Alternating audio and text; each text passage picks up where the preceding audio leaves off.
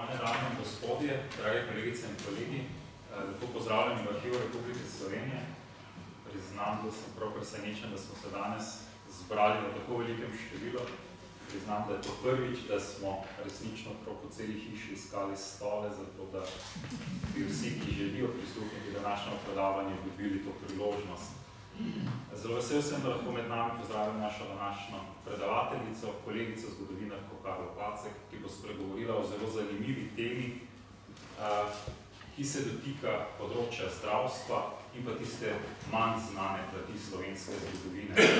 Spregovorila bo namreč o dogodkih pred natanko 70 leti, ko so sestre Usmiljenke bile izgnane iz slovenskega zdravstva. In, kot vidite, zdravstvo je že pred 70 leti bilo na dnevnem redu tedanje politike, kot je tudi danes. Kolegica je leta 2014 diplomirala iz zgodovine, diplomirala je iz tematike matičnih knjig, obravnavala pa je mesto Krško v drugi polovici 19. stoletja. Le redki mladi zgodovinarji uspejo svojo diplomsko nalogo tudi objaviti. Kolegici je to uspelo, leta 2017 je izšla v monografski obliki. Od tedaj pa je kolegica Karla objavila že tudi nekaj člankov. Enega na GPP o lastni režiji bo objavila čez dobre 3 mesece v publikaciji Arhivi, ki bo izšla na temo zdravstvo. Gre za tematsko številko, ki je pripravljena skupaj s kolegico Mojco Ravner, ki pokriva to področje v našem arhivu. Kot je to že v navadi, sledi predavanje današnje predavateljice, nato pa vprašanja in odgovori, vaše komentarje in sugestije. Med nami vidite tudi tehnično podporo kamere. Zahvaljujemo se kot vedno kolegom iz projekta Sister iz Inštituta za novejšo zgodovino, ki bodo poskrbeli za to, da bo današnje predavanje ostalo vekovečeno v besedi in sliki in ga boste lahko, če boste to seveda želeli, si ogledali tudi na njihovem portalu. Sedaj pa dovolj mojega govoričenja. Draga kolegica, sedaj tvoja, hvala. Torej, naslov predavanja je, kaj vse so pospravili svojo podjavo in odšle. In to pa zato, sicer vzete iz kronike, družbene kronike, in kar kratko, jedrnato in povedno pove to, kar se je dejansko zgodilo pred 70 leti, 8. marca, ko je bila odpuščena zadnja in največja skupina sester Usmiljenk iz vseh bolnišnic na Slovenski. Predavanje bo sestavljeno v 2 delov. Prvi del predavanja bo namenjen predstavitvi družbe, razvoju province, gradivu, arhivu, ki je potem sesterskim postojankam v bolnišnicah in v njihovem delu. Vsem drug del pa je namenjen dogajanju od leta 1945 naprej, ko se je začela dejansko takoj po vojni prvo odpuščanje sester. Po družbi hčerakov krščanske ljubezni.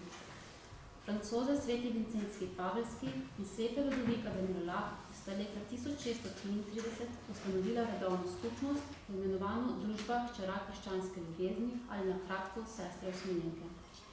Njihov glavni namen je nudenje telesne in duševne pomoči ubogim, bolnim ali kako drugače preizkušenim. Družba stoji na začetku razvoja modernih ženskih združenj, ki se posvečajo delu na karitativnem, socialnem in vzgojnem področju. V zgodovini redovništva namreč predstavlja novost, saj so pred njeno ustanovitvijo ženski rodovi delovali samo za samostanskimi zidovi. Hčere krščanske ljubezni so bile prve redovnice, ki niso živele v samostanih, ampak v sesterskih skupnostih po postojankah. To so hiše ali zgradbe, v katerih so bile zaposlene. To jim je omogočilo, da so neovirano pomagale ubogim in to tam, kjer so bile potrebne. Njihove postojanke so že od začetka ustanovljene za krajše ali daljše časovno obdobje glede na potrebe in okoliščine. Sveti Vincenci Pavelski je sestre Usmiljenke opisal s sledečimi besedami. Citiram. Za samostan imajo le domove bolnikov in hišo, v kateri prebiva predstojnica. Za celico najeto stanovanje, za kapelo župnijsko cerkev, za samostan križni hodnik mestne ulice, za klauzuro pokorščino, smeje hoditi le k bolnikom ali kamor jih kliče njihova služba. Konec citata. Število sester in njihov delokrog sta se hitro širila. Sredi 17. stoletja je družba že bila ugledna ustanova, ki je upravljala številne šole, sirotišnice, bolnišnice in zavetišča, ter se začela širiti po Evropi. V številnih evropskih državah so nato sestre usmiljenke postale glavne nosilke zdravstvene in socialne oskrbe. Sedaj pa v razvoju slovenske province. Današnja slovenska provinca izhaja iz... Da se ne sliši,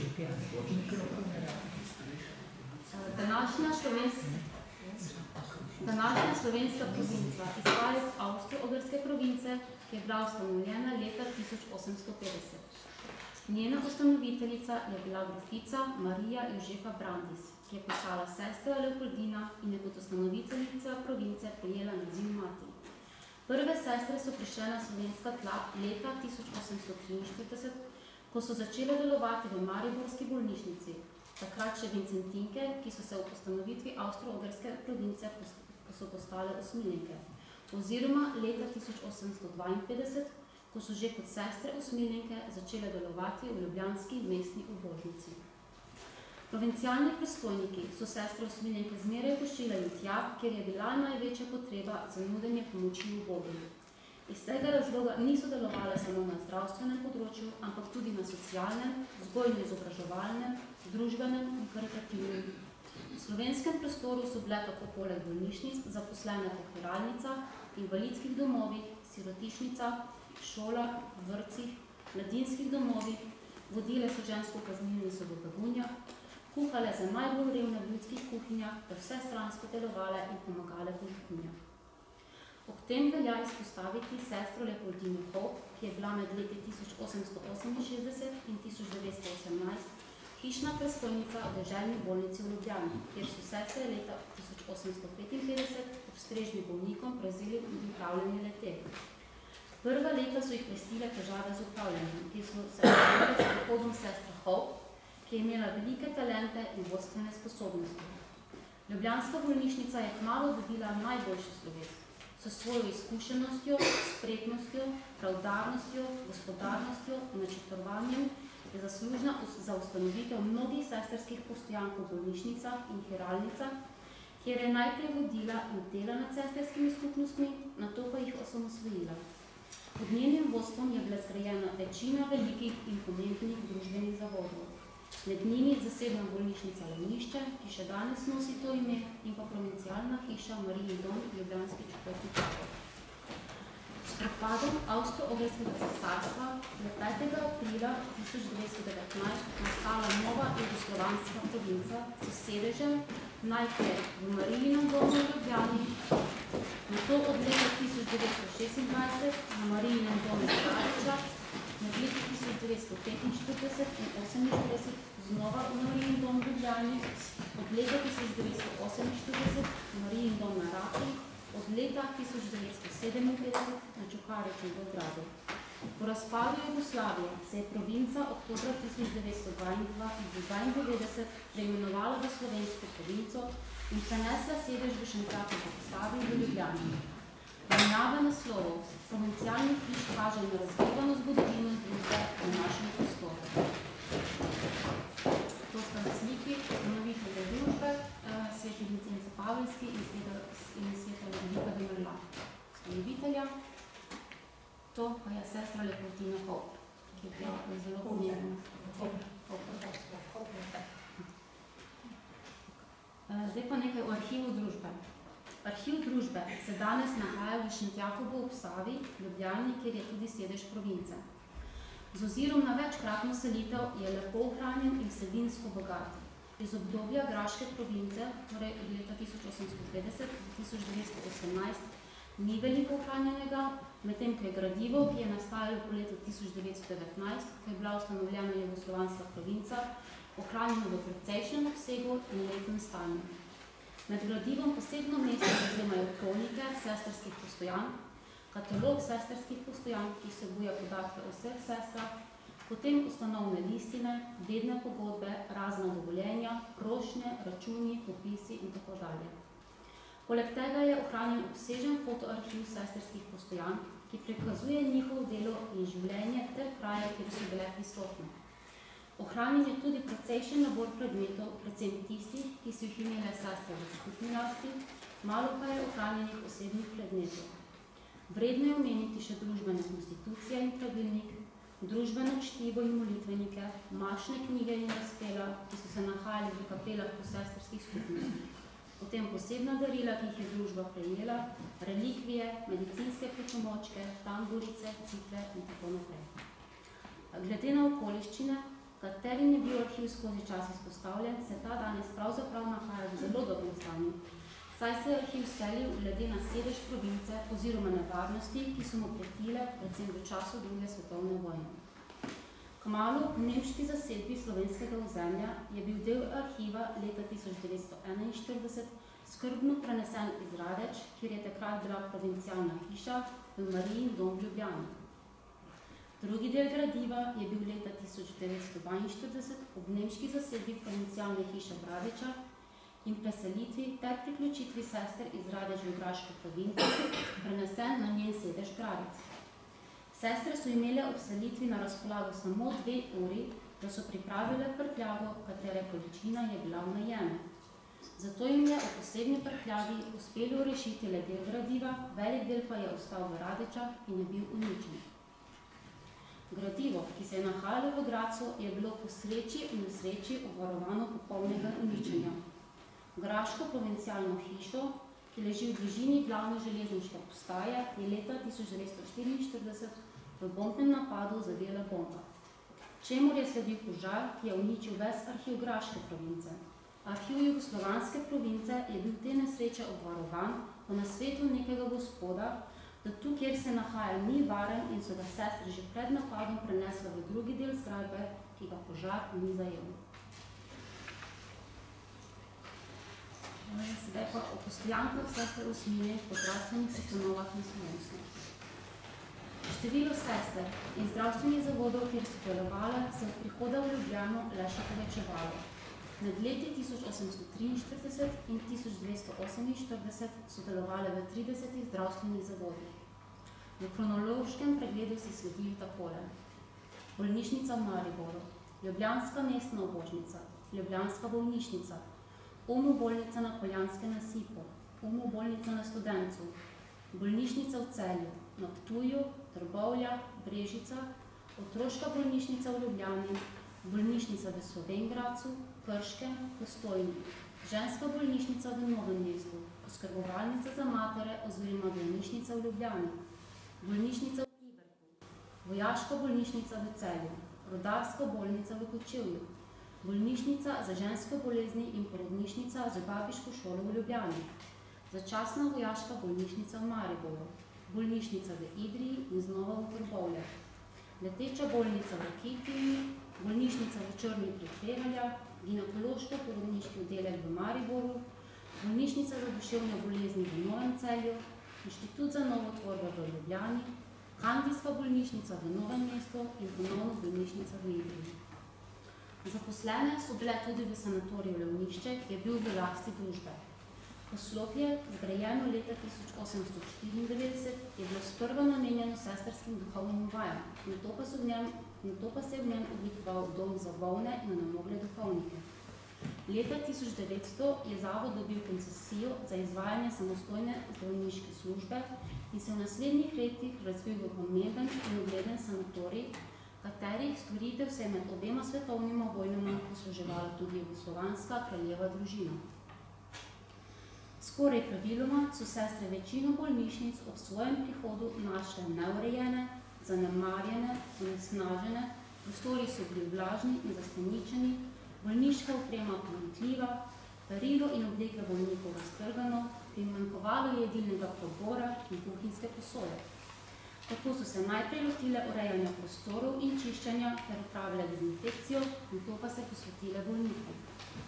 Od uprav bolnišnic so stalno zahtevale izpolnjevanje higienskih standardov, se zavzele za nabavo bolnišnične opreme, perila in vsega, kar je primanjkovalo v kuhinji.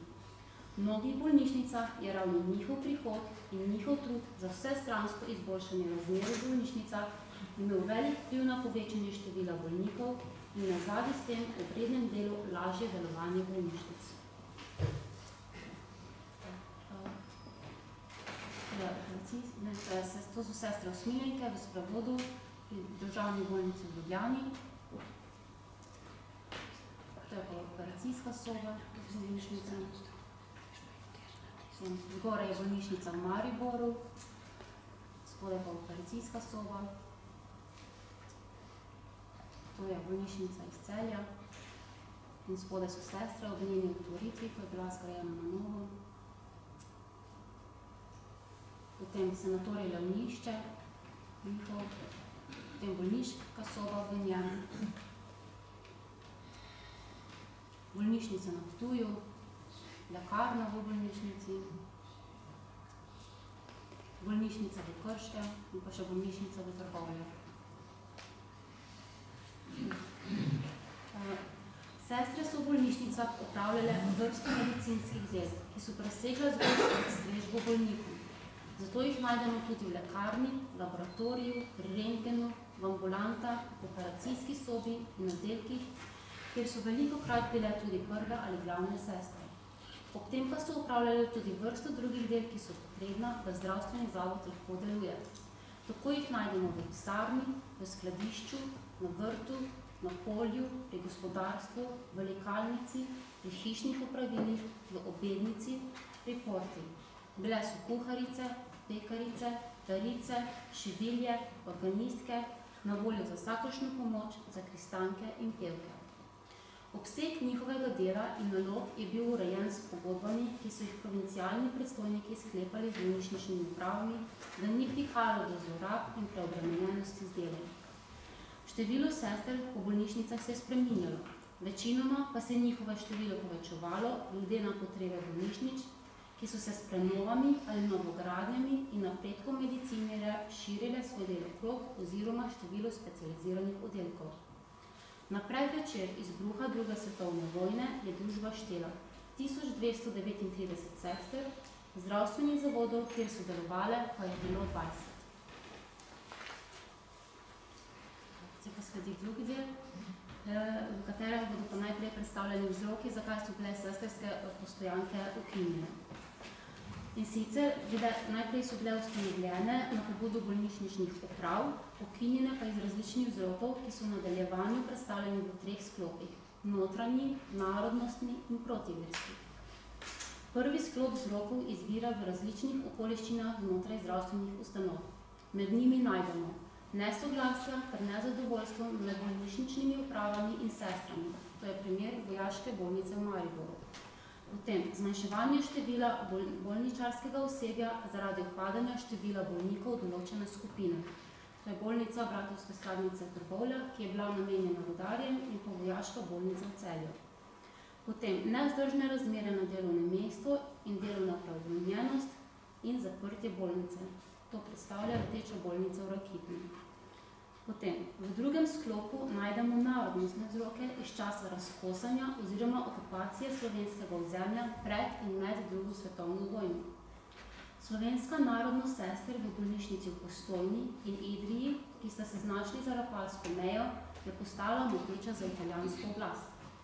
Obe bolnišnici so sestre zapustile, ker so govorile slovenski jezik in niso hotele pristati na ločitev od jugoslovanske province in se priključiti Torinski. V času nemške zasedbe slovenskega ozemlja sta bili ukinjeni 2 bolnišnici. Sestre so bolnišnico za duševne bolnike Novo Celje zapustile, ker so bili njeni bolniki usmrčeni v koncentracijskih taboriščih. Bolnico Rdečega križa v Slovenskih Konjicah je zaprla svoja vrata, ker je komisija iz Gradca presodila, da ne ustreza zdravstvenim predpisom. Tretji sklop vzrokov za ukinitev preostalih sestrskih postojank v zdravstvenih ustanovah predstavlja protiverska politika oblasti po koncu druge svetovne vojne. Vsa dejanja in ukrepi slovenskega komunističnega režima v sklopu preganjanja vsega verskega so prizadela tudi družbo hčera krščanske ljubezni. Oblast je hotela delovanje družbe v čim večji meri onemogočiti, njen obstoj pa kar se da ogroziti. Oblast je sestre prisilila, da so zapustile vse zdravstvene, vzgojne, šolske in večino socialnih ustanov, obenem pa nacionalizirala skoraj vso premoženje družbe. Ti ukrepi so tudi grozili golo eksistenco številnih sester, ki so ostale brez sredstev za preživljanje in brez strehe nad glavo od danes na jutri. Podobna usoda je sicer doletela tudi ostale redovne skupnosti, ki so delovale na slovenskih tleh. Ukrepi povojne oblasti zoper družbo. Da je povojna oblast do redovnikov in redovnic imela izrazito negativen odnos, se da razbrati iz ciljev referata Zahler v sestavu udbe. Citiram: likvidiranje ženskih in moških redov. Konec citata. Stanovska obleka, razpela in svete podobe po bolnišnicah, skupne molitve z bolniki, priprave na prejem poslednjih zakramentov, spodbujanje k verskemu življenju. Vse to je postalo za komunistični režim, ki je poskušal vse v zvezi z vero in cerkvijo bodisi uničiti, bodisi potisniti za zidove zakresti, moteče in nezaželene. Posledično se je odnos uprav, pa tudi del laičnega osebja bolnišnic, do sester po večini izrazito spremenil. Postale so tarče nestrpnosti, opazk, preobremenjenosti z delom in groženj, da jih bodo legalizirali.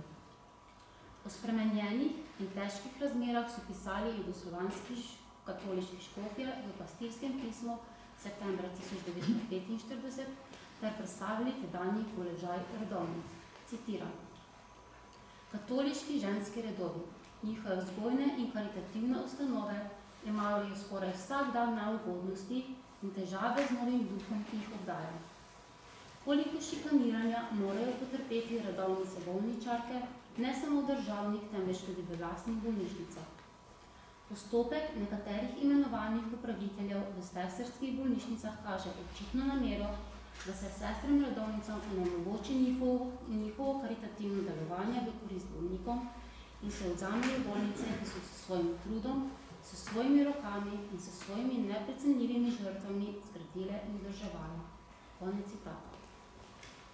Ob tem so se po vojni najprej pojavile govorice o odpustu sester, nato pa zahteva po odložitvi stanovske obleke.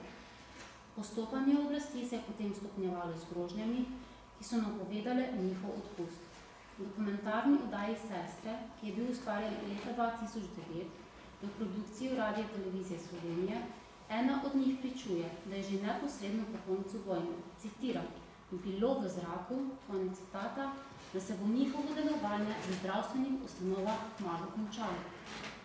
Strahovi sester so bili upravičeni, saj je dr. Marjan Ahčin pred koncem vojne pristojen za zdravstvo pri SNOS-u in prvi povojni slovenski minister za zdravstvo že decembra 1944 bil mnenja, da mora prihodnja oblast v nekaj letih poskrbeti za izobrazbo laičnega osebja v zdravstvenih ustanovah, ki bo nadomestilo sestre. Doktorica Tamara Griser Pečar na osnovi tega podatka sodi, da, citiram, je bil že od vsega začetka dolgoročni namen novih oblastnikov pregnati sestre iz bolnišnice. V nadaljevanju so se po bolnišnicah začele pojavljati govorice, da sestre kradejo. Prva takšna govorica se je razširila julija 1945 v splošni bolnici v Ljubljani. Oblast je naredila preiskavo. Da ne bi neposreden napad preveč očiten, so preiskavo naredili tudi pri laičnih strežniki in ravno pri eni od njih so našli ukradene olivke in zdravila. Nato so sestre obiskovali razne predstavnike oblasti in komisije ter pregledovali njihovo delo z namenom, da najdejo kakršenkoli utemeljen vzrok za njihovo odpustitev. Preverili so vse diplome sester ter ugotovili, da imajo celo sestre zaposlene v kuhinji zdravstveno izobrazbo. Prav tako so postale moteče hišne predstojnice. Veliko med njimi je bilo odslovljenih ali zamenjenih. Že maja 1945 so zamenjali predstojnico v splošni bolnišnici v Ljubljani. Do težav je prišlo tudi pri pogodbi o zaposlitvi sester med provincialnimi predstojniki in upravami zdravstvenih zavodov, saj je minister za narodno zdravje, dr. Marjan Ahčin, novembra 1945 razveljavil obstoječe veljavne pogodbe. Zahtevajo izenačitev z laičnim strežništvom tako, da vsaka sestra zaprosi za državno službo in sama dviguje svojo plačo. Sistem hišnih predstojnic je bil prepovedan. Postavljene zahteve so sestre vznemirile, saj je to pomenilo rušenje njihove notranje ureditve. Do tedaj je namreč odlikov poštva in pokoščina mesečna plača vseh sester bila izročena hišni predstojnici in vse sestre zaposlene v določenem zdravstvenem zavodu so bile podrejene njej in ne zdravnikom. Ker dr. Ahčin ni imel izobraženega kadra za nadomestitev sester, so njegove zahteve in nova pogodba ostali nerešene. Zvrstilo se je mnogo obiskov in pogovorov med njim na eni strani ter sestrami in provincialnimi predstojniki na drugi strani. In kakor poroča kronika, v lepem, spravljivem vzdušju ter v prizadevanju za iskanje rešitev. Obenem pa je vprašanje novih pogodb postalo odprto vso leto 1946, pritiski, obtožbe, obiski raznih komisij, imenovanje novih hišnih predstojnic in postopno odpuščanje sester pa so se nadaljevale. Sestre niso imele odgovora oziroma dovoljenja od predstojnikov ali smejo zaprositi za državno službo, kar je povečalo število odpuščenih sester. Zaradi odlašanja predstojnikov z odgovorom je bil januarja 1946 objavljen razpis za vsa službena mesta sester Slovenije. Posledica tega je bila odpustitev 157 sester iz zdravstvenih zavodov Slovenije. Pri nobeni ni bil naveden vzrok odslovitve, nobena ni bila zaslišana, vsaka pa je morala podpisati odpustitveni dekret in oditi. Ko so spraševale, zakaj so odpuščene, so dobile odgovor, citiram: "Vsaka naj se vest izpraša in predstojnikom se zahvalite." Konec citata. Iz spiska odpuščenih sester pa je bilo razvidno, da je med njimi precej prvih sester na oddelkih in hišnih predstojnic. Moteča je bila torej povezanost sester s predstojniki. Šele po pritisku upravnika splošne bolnice je vizitatorica sestra Boder zaprosila za nasvet škofijski ordinariat, ki pri tem ni videl ovir. Tako so sestre, ki so še bile zaposlene, vložile prošnjo za vstop v državno službo. Nato so glede na kvalifikacije in delovno mesto določili plačo. To je zahtevala samo slovenska vlada, saj sestram, ki so že delovale v Srbiji in Makedoniji, ni bilo treba posebej prositi za vstop v državno službo. Zdravstvene uprave so jih po kvalifikaciji in delovnem mestu kar same uvrstile v predpisani plačilni razred. Sedaj bom predstavila potek odpuščanja. Ta proces se je začel v zdravstvenih ustanovah že kmalu po koncu vojne. Že maja 1945 je bila iz splošne bolnice v Ljubljani odsvojena hišna predstojnica. Junija 1945 je bil družbi odzet sanatorij Levnišče. Do uradne razvrstitve je potem prišlo oktobra 1947. Prav tako je bila junija odpuščena manjša skupina sester iz splošne in ženske bolnice v Ljubljani. Oktobra istega leta so prav vse sestre odšle iz bolnice na Poljanskem nasipu, decembra pa še ena manjša skupina sester iz splošne bolnice v Mariboru. Zadnji dan januarja 1946 je službo izgubilo prej omenjenih 157 sester zaposlenih po zdravstvenih zavodih Slovenije. Februarja 1946 so bile vse sestre naenkrat odslovljene v bolnici na Studencu, saj niso sprejele ponujenih pogojev, odložitev redovne obleke, pretrgani stiki s predstojniki, prošnja za sprejem državno službo. V istem mesecu so zapustile tudi bolnišnico v Idriji, marca otroško bolnico v Ljubljani, aprila pa ubožnico na Jakljevi ulici.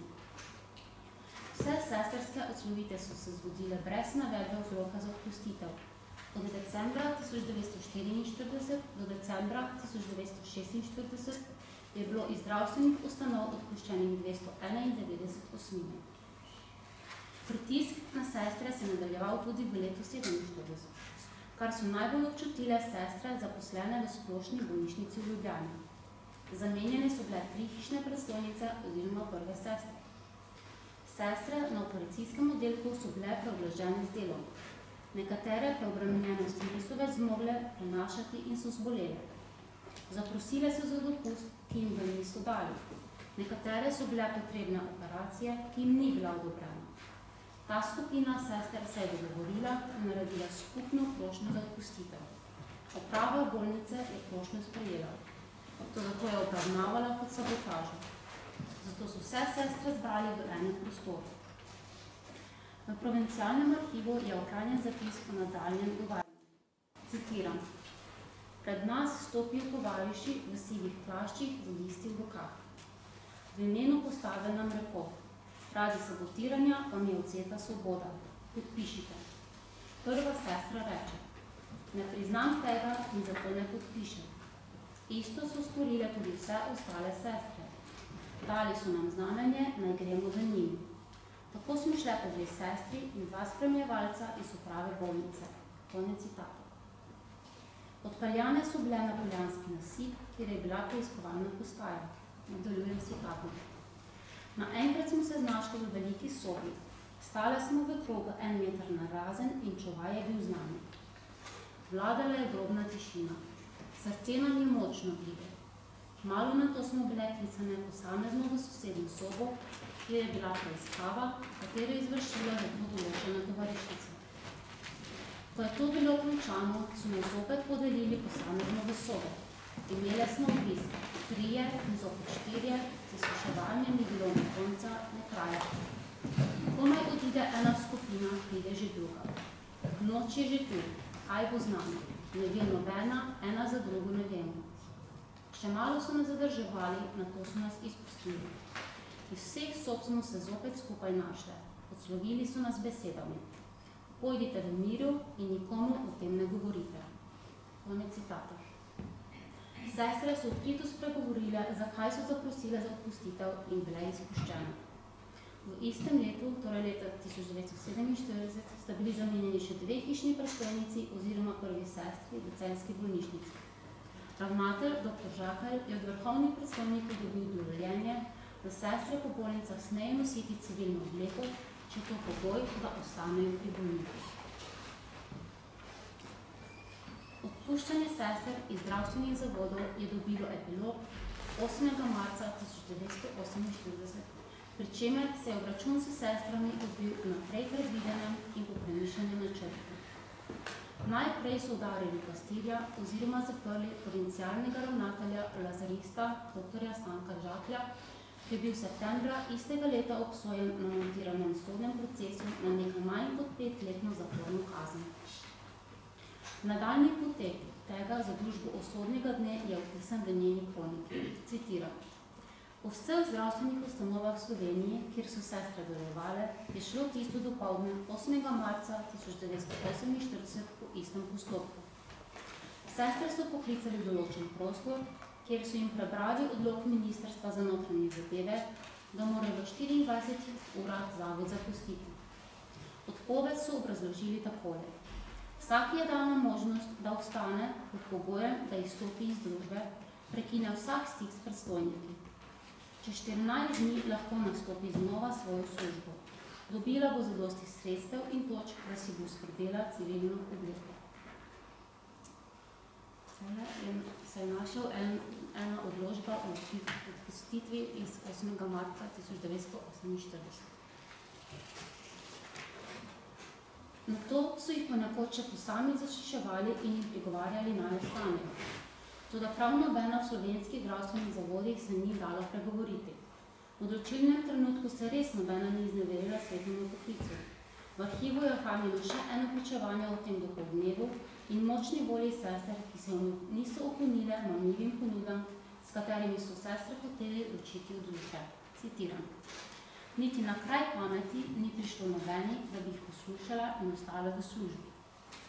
Ne vem, odkot smo dobile toliko moči, da niti pomislile nismo, kaj bo z nami, ko bomo brez službe, ampak hotele smo samo to, da ostanemo članice družbe, pa naj stori z nami, kar hočejo. Še danes večkrat premišljujem, kar sem takrat je Bernat odgovorila gospodu asistentu, ko me je nagovarjal, da naj se preoblečem in ostanem v službi. Odgovorila sem mu, da raje grem kruha prosit od hiše do hiše, kot da bi ostala pri njih v službi. Konec citata. Na drugem mestu v kroniki je odziv sester na zanje nesprejemljive pogoje oblasti povzet s sledečimi besedami. Prav vse so pospravile svoj prtljago in odšle. Na mnogih krajih so stvari še poprej pregledali. Ni manjkalo šikaniranja in sramotenja. V svež in sončen pomladni dan so se od popoldne dalje, prav do večera, in še po noči po ljubljanskih ulicah pomikale skupina za skupino usmiljenih sester, obloženih s prtljagom. Ljudje so začudeno gledali, kaj pomenijo te nenavadne procese. Ko so zvedeli resnico, so mnogi oblast zelo kritizirali. Ta pa je obžalovala, da sestra ni dala dovolj prevoznih sredstev na razpolago, s čime bi lažje zakrila svoje nečloveške dejanja. Konec citata. Ob tem so sestre bile razočarane nad ravnanjem sodelavcev. Citiram: večina tistih, ki so jim sestre življenja rešile, je nanje pozabila. Zdravniki, ki so jim bile zveste pomočnice pri delu, zanje niso ničesar storili, da bi jih obdržali. Tisti, ki so zrasli na ramenih in delu sester, so jih zavrgli. Konec citata. V arhivu province se nahaja pričevanje s podobno vsebino. Citiram: medtem pa so v sestrah raznesli med ljudi neverjetne laži, da kradejo. Uspeli so, da so ljudje verjeli tem lažem, da se ni nihče potegnil za sestre. Še naši uslužbenci so bili proti nam in so se veselili, da sedaj bodo oni gospodari, in tako je bilo. Konec citata. Ena od sester pričuje o spremenjenem odnosu ljudi do sestre po vojni, ki je bil pred njenim začetkom zelo drugačen, saj so bile sestre, citiram, čislene in spoštovane pri ljudeh, ter so videli, kako se sestre po bolnicah žrtvujejo za bolnike. Konec citata. Kako se je ta dan odvijal v bolnišnici v Mariboru, je ohranjeno v zapisu sestre Kristine Ivančič. Citiram: 8. marca, ponedeljek ob 8. uri pride v bolnico 6 moških, menda oper, oni se podelijo po oddelkih, kjer so sestre delale in rečejo: pustite delo in vse hitro v dvorano. Tam so nam prebrali en dekret. Na osnovi tega, ker je v vaših 7 sester zaprtih, delale so z našimi neprijatelji, ste danes vse odpuščene iz bolnic. Tu nimate ne več hrane, ne stanovanja, ne dela, nič več. Do popoldan izginite vse čim prej. V vsako sobo je šel en montaž, pregledal vse, kar smo imele, vse smo nesli na kapli. 2 mlade uslužbenke so nam pomagale nositi. Te so zaprli v eno sobo, dokler ni šla zadnja sestra iz bolnišnice. Pri meni so našli eno nastavljeno pismo, ki sem ga hotela pisati v Ameriko mojim tetam, da bi mi poslale kaj obleke, ker nas bodo odpustili iz bolnišnic na cesto, tu pa se ne more nič dobiti. Rekli so, da sem blatila oblast. Ko sem spokala, sem šla ven in na vratih je čakal avto in so me odpeljali. Stvari sem pustila, predala neki milicajki na vhodu, potem pa v celico. Nekaj dni sem bila sama, potem pa so me premestili med druge žene. 2-krat me je prišel pisat ob 11. po noči na zaslišanje. Odgovarjala sem jim dobro, bili so 4 moški, ki so me zasliševali in spraševali o pismu. Rekla sem: vse to, kar sem mi pisala, se je zdaj zgodilo. Je resnica, da ste nas odpustili, ste nas res. Trgovine so prazne, nimamo kje kupiti obleke. Konec citata. Po 3 tednih je bila sestra Kristina izpuščena in se je vrnila domov. Za družbo je bil to zadnji in najbolj množičen odpust sester iz državnih služb in je pomenil konec dela sester Usmine v zdravstvenih ustanovah v Sloveniji. Predstavljajo izreden udarec. Sestre so bile primorane v največ nekaj urah zapustiti, poleg doma za onemogle 14 zdravstvenih ustanov v vsej Sloveniji, ob tem pa je naenkrat brez dela in v večini primerov prebivališča ostali kar 249 sester.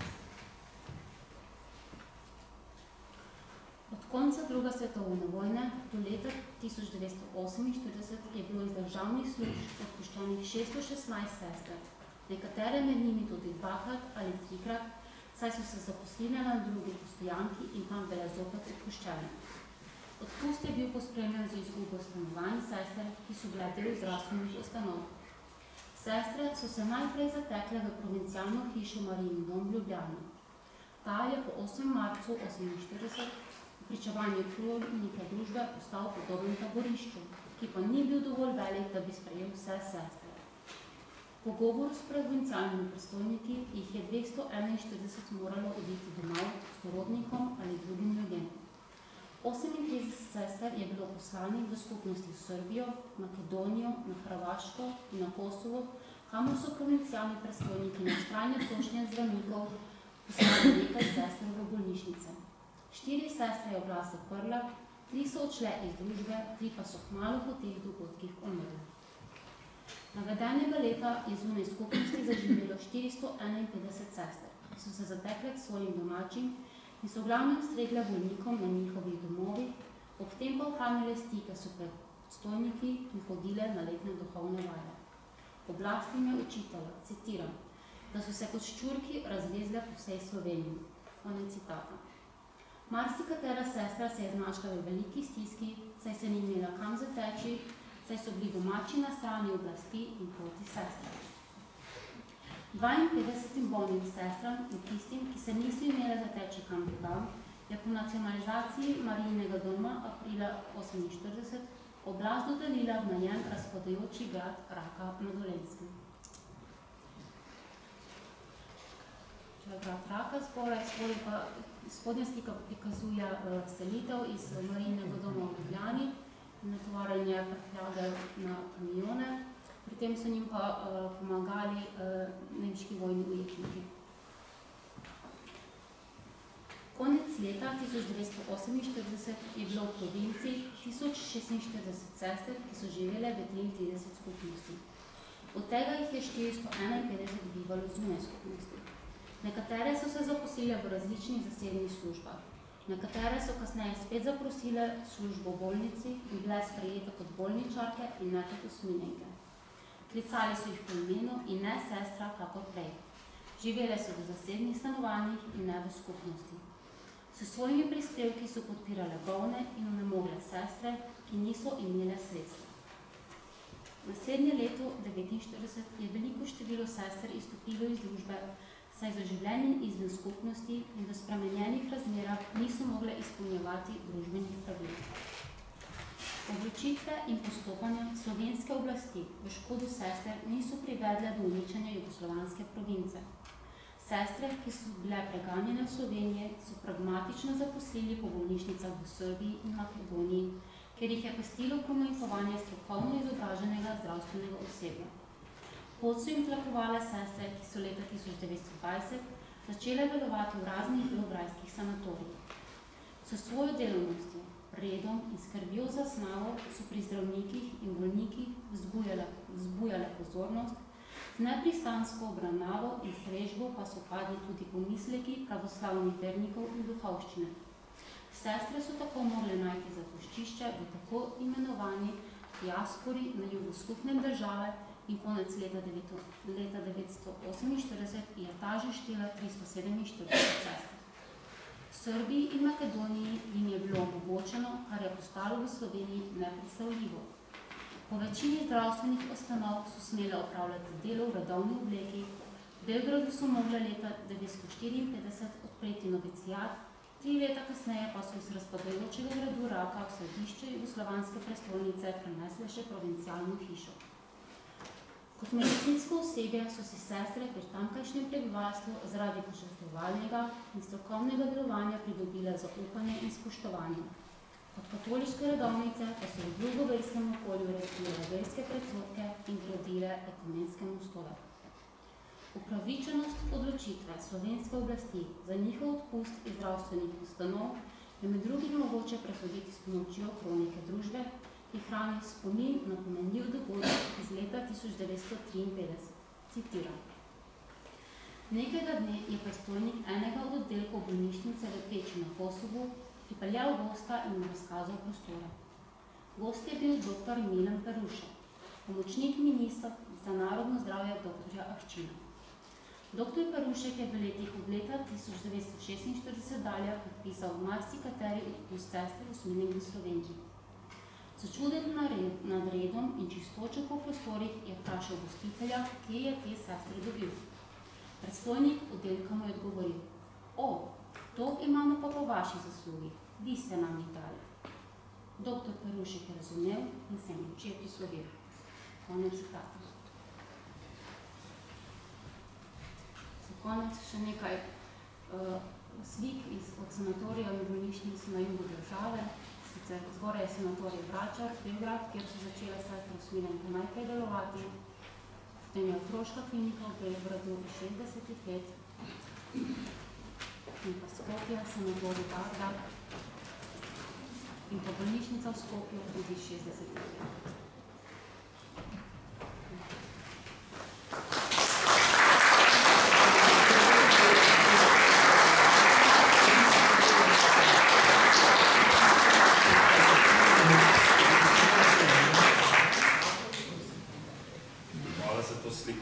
Čeprav zelo pretresljivo predavanje. Zagotovo se je nabralo kar nekaj vprašanj. Zdaj, ker snemamo, prosim, če se lahko predstavite, samo če se ne ne poznam. Izvolite, če bomo dali da nekaj. Moje ime je Zvonka Slavec. Sem redni univerzitetni profesor na Medicinski fakulteti v Ljubljani, predstojnica Inštituta za zgodovino medicine. Najprej bi rada čestitala Packovi za njeno delo in za osvežitev tega, nekaj tega imamo že napisanega, pa je mogoče v javnosti manj znano, je pa prav seveda, da se tega spominjamo. Kot zgodovina medicine sem brala zelo veliko najrazličnejših poročil o tem, kaj se je pravzaprav v zdravstvenih ustanovah dogajalo, ko so bile sestre postopoma odpuščane in tudi odpuščene. Zdravstvo je panoga, kjer brez nege ne gre. In levji delež redovnic je delal v negi.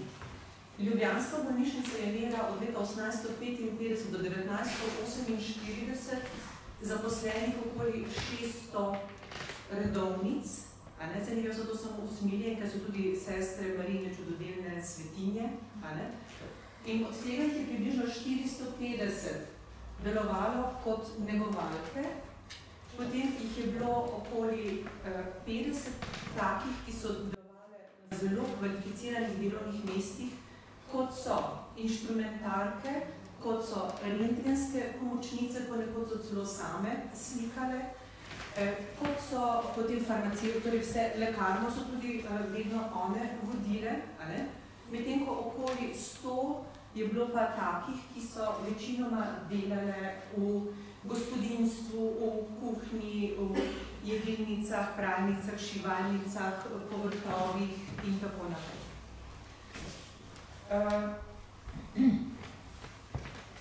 Združenost delovanja zdravstva brez vse te temeljne podpore negovalnega osebe predvsem, ni bila možna, ni možna.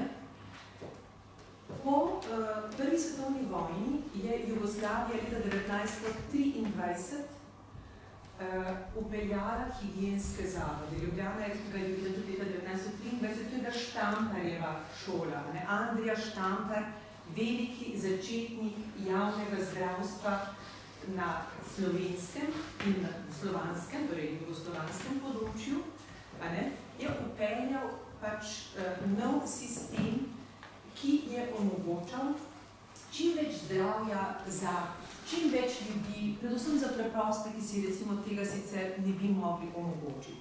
In znotraj tega je bila že tako leta 1923 ustanovljena tudi prva šola za zaščitne sestre, tako se je imenovala. To so bile pravzaprav medicinske sestre, ki so pa v glavnem pri nas oskrbovale otroke.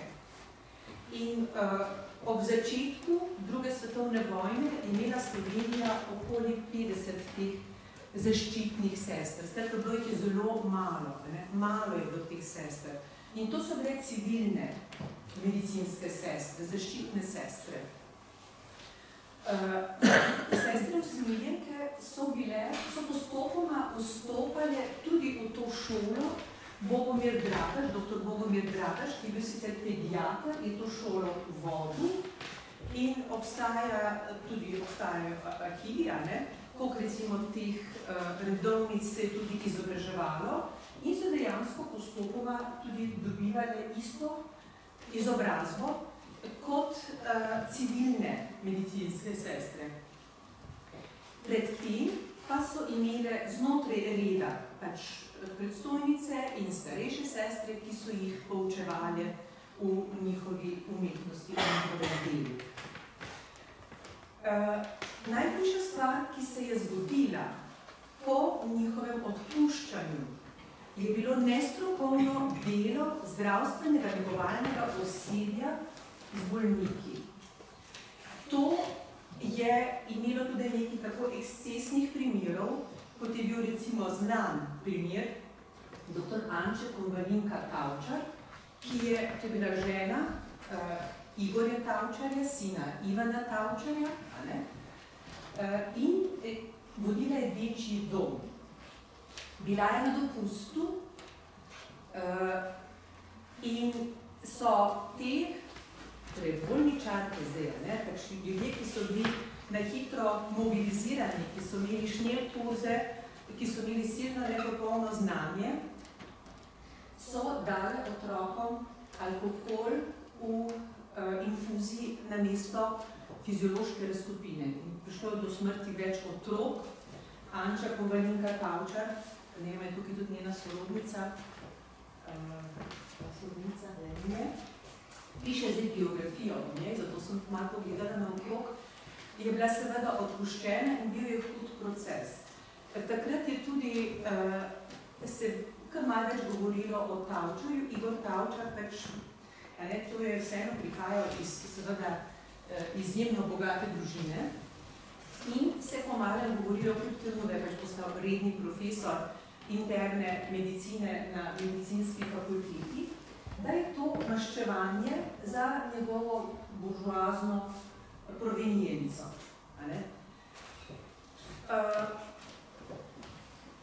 Kako so pridobivali najprej zdravstvo, torej negovalno osebje? Negovalno osebje so poskušali nagovarjati iz zelo laičnih krogov. Na prvem mestu so pa bolniki med seboj drug drugemu nudili vso mogočo pomoč in oporo, koliko je pač kdo lahko. Tisti, ki so bili pač manj bolni, so hranili druge, ki so bili bolj bolni. Potem, recimo, vse mogoče delo so pri tem opravljali, kot zvijali povoje, likali, odnašali nočne posode in tako naprej, ker preprosto kadra ni bilo. Ti šnelkurzi prvih teh bolničar so bili zelo ad hoc postavljeni in preden se je razvilo postopoma zdravstveno negovalno šolstvo, je minilo seveda desetletje. Tako da je bila oskrba bolnikov v zdravstvenih ustanovah po taki nepremišljeni odpustitvi zelo slaba in nedopustna. Opravila sem nekaj intervju. Jaz sem ne želim, da bi šli v naslednje predavanje. Samo to boš povedala. Samo to. Opravila sem tudi nekaj intervjujev z nekdanjimi redovnicami, ko sem pisala monografijo o tuberkulozi in bolniku. So tudi pravzaprav grozne stvari, ki podvali, kako tudi recimo na bolniku. Redovnice so bile pravzaprav velika žrtev povojnega, represivnega, komunističnega aparata. Lepa hvala. Hvala za tale zanimiv pogled oziroma komentar na celotno dogajanje po vojni. Ne mi zamerati, dajmo še priložnost ostalim, da še se oglasijo k besedi. Lep dober dan vsem iz Maribora. Moje ime je Gregor Krivec, dolgoletni direktor kliničnega centra, drugače pa učitelj, prav tako profesor za zgodovine medicine na medicinski fakulteti v Mariboru. Mogoče najprej čestitke za predavanje, pa lepo pozdravljam vse sestre redovnice. Najprej mogoče samo ena informacija. Mati Prednica, Brandisi, to je bila gropovska družina, ki je izhajala iz Maribora in nekaj časa so bili lastniki gradu v Mariboru in verjetno tudi zaradi tega je bil Maribor tisti prvi, ki je imel dolgo tradicijo, najdaljšo tradicijo te sestrske službe v Sloveniji. Druga stvar, ki je, to je bilo tudi v vašem predavanju lepo poudarjeno, pa je treba vseeno poudarjati, sestre so reki je imel pogodbo z zdravstvenimi inštitucijami in sestre so bile znotraj te pogodbe relativno samostojne. Seveda je treba povedati to, kar je bilo že pravzaprav povedano, da je njihovo strokovno znanje bilo na zelo visokem nivoju in pravzaprav ta dizaster, ki se je zgodil leta 1948, je pomenil velik udarec za nego v slovenskem zdravstvenem sistemu. Mogoče pa za konec še anekdoto. Ko sem služil, torej naša glavna sestra je bila prav tako redovnica Štefka Zavka, ki se je pač šla v civilno službo kasneje, leta 56, nekako takole, mislim, da je pa še to potrebno, to njeno zgodbo v Mariboru mogoče natančneje obdelati. Zdaj pa ta anekdota, ko sem bil v vojski, sem spoznal, služil sem vojsko v sanitetni šoli v Beogradu, spoznal tudi kolega, zdravnika iz Makedonije, iz Vitore. V življenju so se še potem 2-3krat srečala in on mi je pripovedoval o tej zgodbi teh naših visoko usposobljenih sester, redovnic, ki so delali tudi med drugim v bolnišnici v Vitori. Mislim, da mi je takrat pripovedoval, da so bile 2 ali 3 in predstojnik kirurgije se je v njihovem delu vedno izrazil za super mogoče za popestritev. Hvala. Hvala za vprašanje. Čisto kratko skušal tole reči. 5 let sem delal v Beogradu, zato ker bom rekel iz prve roke. VMA, Vojno-medicinska akademija v Beogradu, dr. Papo Jud, kirurg, je hotel imeti in jih je imel, celil in ščitil usmiljenke v bolnici, torej pri operacijah in drugače. In iz Vitole mi je pa povedal bivši kurat, ki je bil na Studencu, Martin Tekavc, je bil pri teh sestrah, Vincentinkah in je bila udvaška bolnica in s pištolo je na prednico. Dajte še kakšne sestre, sem premalo jih je. Odkje pa ne vzamem pa takole? Torej, niso imeli svojih in sestram so še kako zaupali in katoličanom kot vem drugače z tega delovanja v Beogradu. Ker je bila velika škoda in pomankanje takrat v Sloveniji, jaz nisem doživljal v Zagrebu, študiral in potem vse povsod delal. To je bila velika pridobitev za naš, bi pričakovali, razviti jug. V Beogradu, torej, in v Petrovaradinski bolnici, ko sem bil na nekem pregledu, to je z druge strani Donave ob Novem Sadu, sem videl v redovniških oblekah, ampak drugačne, ne usmiljenke. In potem Kikinda in še povsod.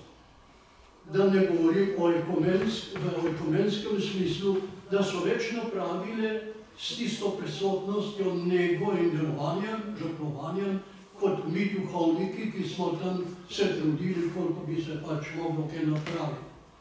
Dobro, torej, apeliram na usmiljenke. Gospod Andrej Tumpej, lazarist, je bil apostol Beograda. Nisem prišel na vrsto, da bi njegove spomine lahko prebral. Vem pa, da so zelo močne in važne stvari in dajte malo, da bi se lahko bralo v Sloveniji, da bi izdali te spomine.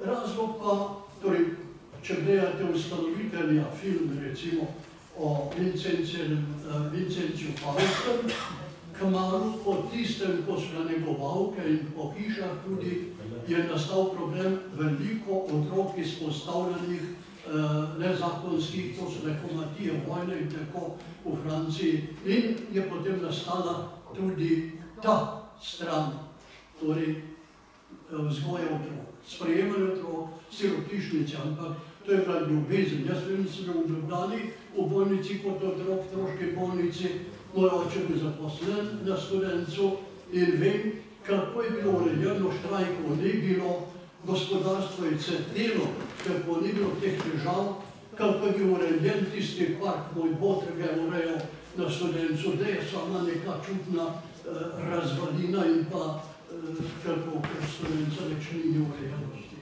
Dobro, lahko bi se še govorilo. Hvala. A še kakšno vprašanje za nas? Jaz bi samo kratko, kdo je dal, kdo je dal z vrha partije ukaz, kajti partijska disciplina je segala vedno po določenem ukazu vrhovnih komunistov in potem šlo do krajovnih skupnosti in do vseh institucij. Seveda, to, kar ste odlično pojasnili, kako so bile sestre zaslišane, jaz sam vem, jaz sem tudi večkrat zaslišan na Udbi kot študentski novinar in urednik in ta čudovita, bi rekel, pokončna drža naših sester, redovnih, častnih sester, je dokazala, da zmaguje vedno etika in morala. In mislim, da tudi v medicini, danes, ko veste, včeraj smo imeli na Društvu slovenskih pisateljev in tem klubu pogovor o žvižgačih in je govoril dr. Erik Brecelj, znan žvižgač, ki je na, kako bi rekel, na prevesici. In skratka, prišlo je do tega, da vedno zmaga neka notranja, etična drža, ne pa zunanja, partijska, ali pa celo bom rekel tudi cerkvena, zgolj formalna drža. In sestre, tudi vam čestitam, ste prispevali temu, da ste pravzaprav s tem, kar je tudi povedal naš zahodnik, da ste tudi ekumensko misel in ljubezen med ljudmi širili in tako tudi pri nas. Ne gre samo za stroko, skratka, ampak tudi za ta medčloveški odnos. Zanima me, kdo je dal ta vrhni ukaz, ali tudi Karder, ali Kirgič, ali kdo? Odgovora vam ne moram dati, da... Ne veste, ne? Ne, mislim, da sledila nekaj tega dekreta, ki so ga pripravili na plana, še se enkrat mišljen malo, no? Mogoče bi se jaz lahko dopolnil, ukaz so takrat izdali mnogi, med njimi je bil tudi šolski minister zadolžen za šolstvo, gospod Ziher iz Škofje Loke. Tudi jaz sem Dočan in vem, da sem v tistem trenutku prebral, da je gospod Ziher iz šolstva takrat vrgel ven tudi teološko fakulteto. In zato me je čudenje postavitve spomenika v čast občanov Škofje Loke takrat zelo začudilo. Bila je pa kompletna partijska klika v Republiki Sloveniji proti cerkveno nastrojena in v šolstvu se je bilo to prvo narediti. Zato je eden od teh ministrov tudi bil tak, kateri je bil za zdravstvo v tistem trenutku, lahko vidite na tabeli, on je mogel podpisati to zadevo. To se pravi, ni težko to ugotoviti. Problem je to, da mi danes splošno občinstvo, ki se s tem ukvarjamo z vojnimi zločini in podobnimi stvarmi, ne zasledimo v šolski mladini, da je to v učbenikih napisano.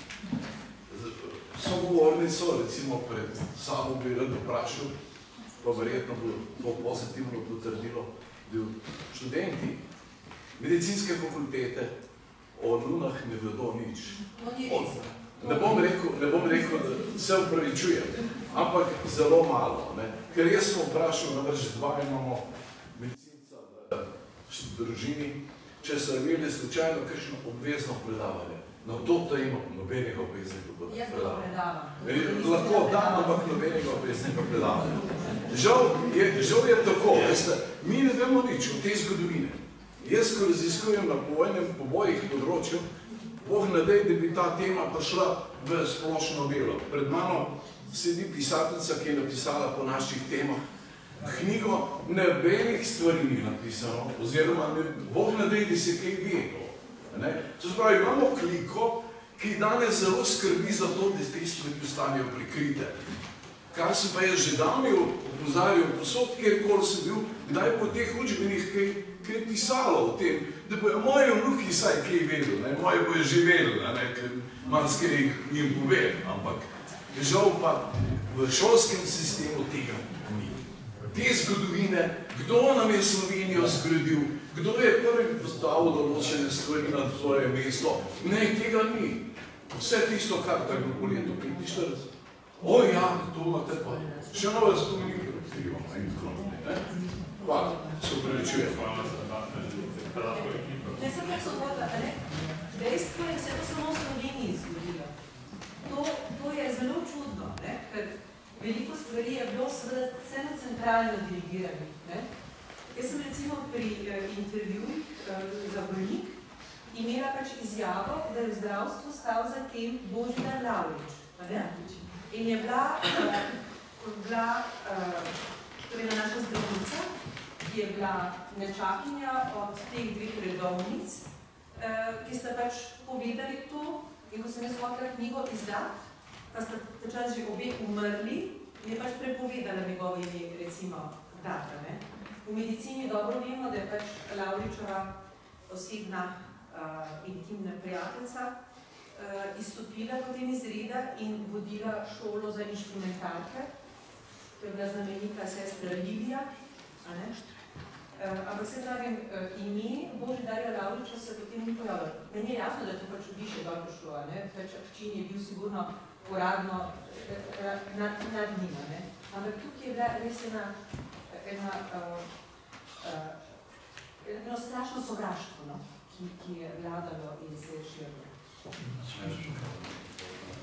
Torej, ker sem iz centra Slovenske revolucije, to je Polje, ki ste snimal fajn film, ker Andrej je poj rekel, to je pa centr revolucije. Torej, tu so bili že vojno, pred vojno v Rusiji, v Moskvi, sem se prištulil tudi Kardelj in tako naprej, to je jasno.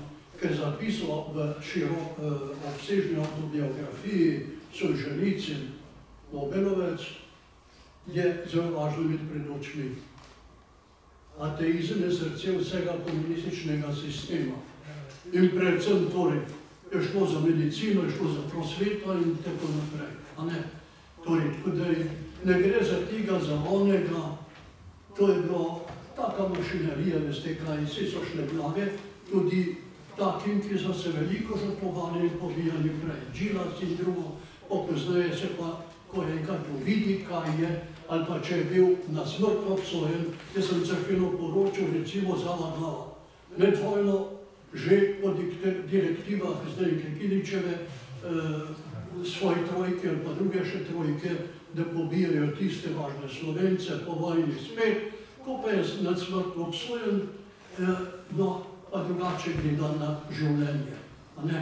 Torej, da tu ne gre toliko za tega onega, kaj to je mašinerija in hoteli so in bili so stalinski, kako pri nas, bolj kakor kje drugi. Jaz sem se veliko bolj počutil v Beogradu ali pa pri vojski, v domu armade v Novem Sadu, drugo leto, kakor pa, ne vem kje. Tu mi je šlo za glavo, da sem v eni uri šel z vlakom v Zagreb, niti na očetov pogreb nisem prišel, po 11 letih na Movaša in še potem takole. Torej, da bi pa rekel, mimo tega, da sta se samomorila ali umorila sinova od dr. Tavčarja, ne morate iti, ker to je bilo, mama je bila vsa izven sebe. Tu je izumrla moška veja Tavčarja. In to je moj razred, skupaj so hodila starejša, Jork ali Ivan Tavčar, mlajši bi pa deliti za njim. Torej, so še živi, zato pa možno iz zdravniške družine, ki je med vojno šolo, kirurško, Blumauer, Peter je še delal Dragolas nasprot Votnikove šole in od tega še kakšnega drugega lahko zvedeli, pa tako kaj več. Mimo tega ne morate iti. Torej, ona ni bila tako sama, kriva ali pa da bi se maščevala kakšnemu tistemu buržoaznemu načinu življenja, ampak da, to je, da Ostali so, jaz sem spovedal zdravnico, oziroma kar takole, napravili smo en grob, preden sem šel v Beograd, ker me je Peter malo upozoril, se rekel, vi niste toliko krivi, kriv je on. Medtem, ko je bil z njo, visoka, mlada, črnolasa, in na morju imamo tu fanta, dobro sta z njegovo, ni točno ne vem, ali je piškola bila, ali na brzostrelka. Lovska puška. Jaz se zahvaljujem za te komentarje.